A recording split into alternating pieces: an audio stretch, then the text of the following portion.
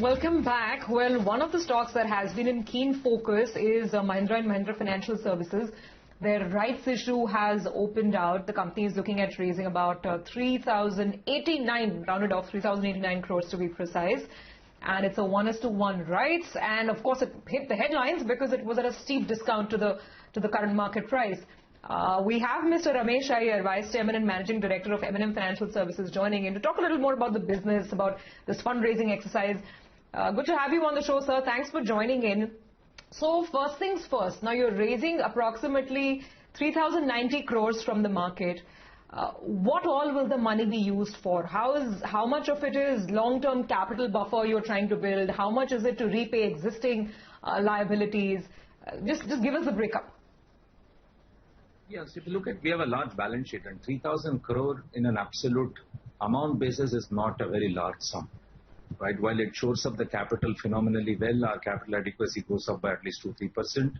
So clearly that's a long-term reason why we raise this capital. But as far as the use of the funds are concerned, it will go towards some disbursements, it will go towards discharging some liability, which will come up for repayment in the next quarter or so. And maybe a very small percentage of it will also get used for our expansion of branches, etc. So it will be very, very growth-oriented operational use, whereas the capital, definitely the capital adequacy pushes up and stabilizes the company for its growth looking into future. Okay. So if you could just expand on that, you mentioned that the capital adequacy will go up by 2 to 3%. If you could give us the exact level. And also, we're speaking in an environment where there is the big fear that once the moratoriums are lifted, then we will get the real picture, the real extent of NPAs. So to what extent is your balance sheet right now ready to meet that challenge as and when the moratoriums lift? So if you look at our capital adequacy is already 15% in the tier 1 level, right? And with this raise, it will go upward of 18-19%. So that's the kind of range that it will move up to. Let's for a minute imagine that we didn't raise capital and the NPA was to go up as being talked about everywhere. It would still absorb maybe 2% of the capital adequacy, and we are still much above the regulatory requirement. So we want to extremely clearly clarify that this capital is raised is not to accommodate any increasing NPA if forecasted that direction.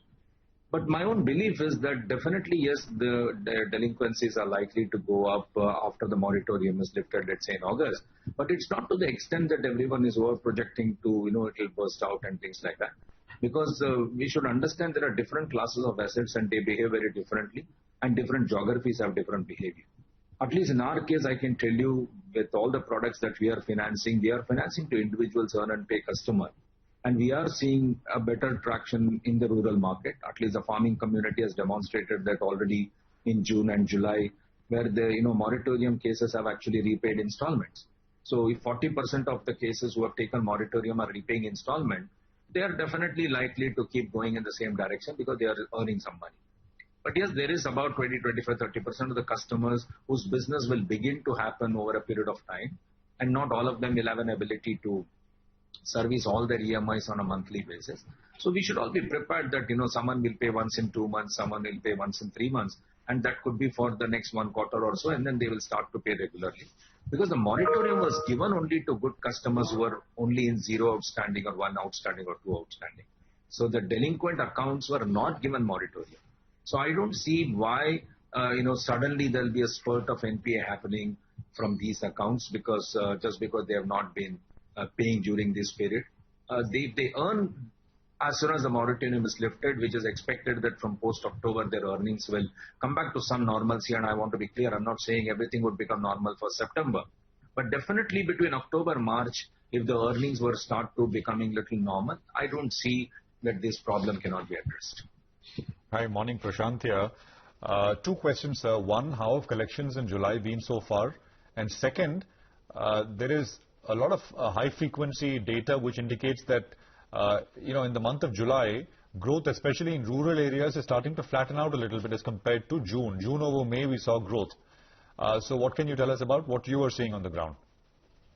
No, so, one is important to understand why July is different from June. June definitely had some pent-up demand, right? There was no activity in March, there was no activity in April. there was low down activity as far as May is concerned. So I would think the June volume has to be seen as at least 25% of June volume should have come from the pent-up demand. So if you were to normalize that for June and look at July, I think July has been as good as June is. Real problem for rural as far as July is concerned, at least the way I understand, is the supply of vehicles to dealerships have not been sufficient and adequate. It's not the demand which is causing the problem. I think it's the supply which is causing the problem.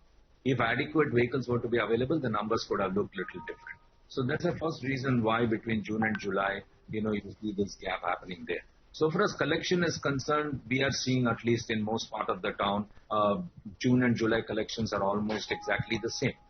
We definitely had a higher collection in June because you have this quarterly, half-yearly installments fall due in certain months, and June had a little higher demand. Again, if that was not to be seen, you just look at it on an equal basis, customer paying in June versus July. We are seeing that for surely the installment collections have been as much as it was in June.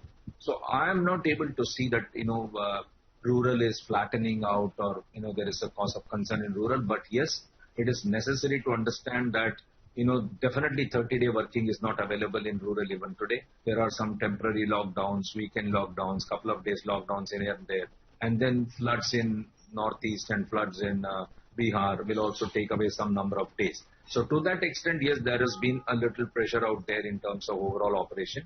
But as otherwise, it's not as difficult as it's made to look like, is rural kind of slipping from what was predicted? I'm not able to see that yet. Mr. Iyer, this is more of a sort of financial metric question. NPAs will rise. I mean, we can debate about how much. Credit growth, of course, is going to remain a little sluggish. It's not going to get back to pre-COVID levels anytime soon. And there is a lot of money which is being raised. Will return on equity remain depressed for some time to come, sir? Year, 2 years? What is your own reading of the matter? I think, when we raise this kind of capital, we do it with consciousness that when will we start leveraging this capital? And therefore, I said, the capital adequacy goes from 15 to 18, 19% level. And therefore, our own understanding is it will take 2 years when we really are fully able to use this capital efficiently. But there are also other steps that we take which will help maintain the return on equity to an extent, which is we have taken a very strong cost rationalization program. And you would have seen it in our previous quarter results as well that the cost definitely is climbing down. Similarly, cost of borrowings have also come down, which will protect margin to an extent. Definitely growth is going to be sluggish, there's no doubt. But also it's important to understand, as the moratorium ends, we actually enter the season for rural post-October. And if the monsoon has been good, and if the monsoon continues to be good, the sowing percentages are high. I'm reasonably confident that the yields would be good and therefore the farm cash flow will be pretty good in this harvest as well. A lot of discussion and directions from the government to look at rural as the opportunity to grow. The mining will open up, possibly the road projects are kicking to start. So if you go back in 2010 to 2014 period, when both the farm and infra cash flow does well, rural actually booms. My own prediction is between 2021 to 24, the 3-year period, possibly we'll see both the cash flows doing well, and if that was to happen, maybe we will beat many of the predictions of, what would be the pressure point could possibly ease much more. Good luck with the rights offering, Mr. Iyer, and good luck with the business going forward as well. Appreciate you joining us and running us through what you make of the situation on the ground. Thanks indeed. Well, the market has picked up pace. We were up about 60 points. We're up 70, so a little higher, a little more higher. M&M Financial, by the way, when we started the conversation, was up about 3. It's up almost 4.5%. So I think there is a general pickup which we are starting to see. We will take another quick break here.